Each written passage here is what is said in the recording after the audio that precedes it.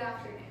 My name is Emily Milne, and today I will be exploring the evident differences between aggressive and assertive behavior, as well as their contribution to effective interpersonal communication skills. To be an effective communicator, it is essential to be assertive about how you are feeling and what you would like to get done. However, it is important to not cross the line to aggressive behavior. When you become aggressive, you begin to disregard the feelings of others and begin to act superior to those you are speaking to. To really understand the most effective communication style, it is important to first understand the four basic communication styles: passive communication, aggressive communication, passive-aggressive communication, and assertive communication.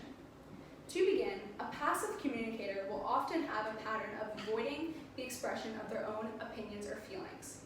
They allow their grievances and annoyances to build and build until they have a large outburst to release their steam. This results in feelings of shame, guilt, and confusion, which will then cause the cycle of their passive behavior to begin again. This style can often lead to the communicator feeling anxious, depressed, or even resentful when their needs are not met, as described by the University of Kentucky's The Four Basic Styles of Communication document. Because of this vicious cycle, this style of communication is not the most effective way of communicating. Continuing, the aggressive communicator often communicates their feelings in a way that violates the rights of others in the form of verbal and physical abuse at times. This abuse can be exemplified by the use of humiliation to control others and criticizing, blaming, or even attacking others. Because of the lack of mutual respect for each other, this communication style is not the most effective. The passive-aggressive communicator is a mix of the previously described communicators. Although they appear passive on the surface, they tend to have subtle, indirect moments of aggression. Passive-aggressive communicators will often feel alienated from those around them and feel like they're stuck in a position of powerlessness. Because of the lack of confrontation, as well as the lack of peace of mind in these communicators, this is also not the most effective communication style. Last but not least, the assertive communicators can effectively state their opinions and feelings without violating the rights of others. This pattern allows them to feel connected to others, in control of their lives, and helps them to create a respectful environment for everyone to grow and mature. Because of this healthy way of showing how they value themselves and others, the assertive communication style is the most effective. The Mayo Clinic describes the numerous benefits of being an assertive communicator.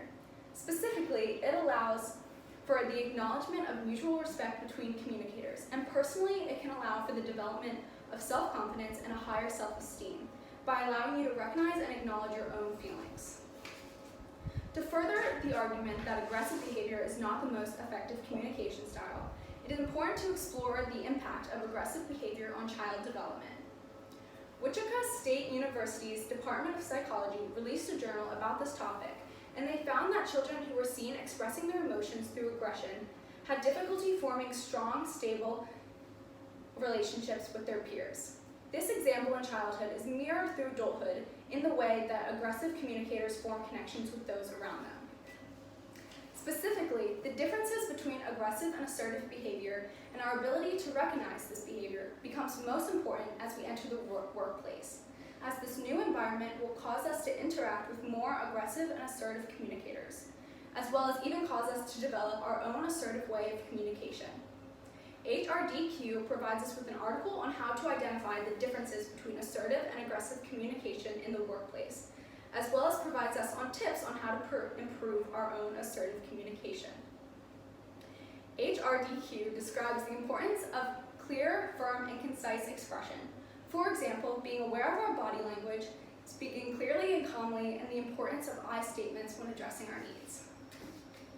Overall, it is extremely important to be able to identify your own personal communication style in order to form an effective way of communicating your thoughts, feelings, and needs.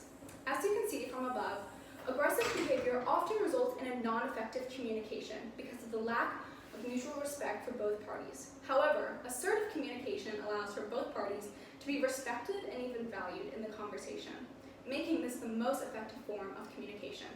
Thank you for your time.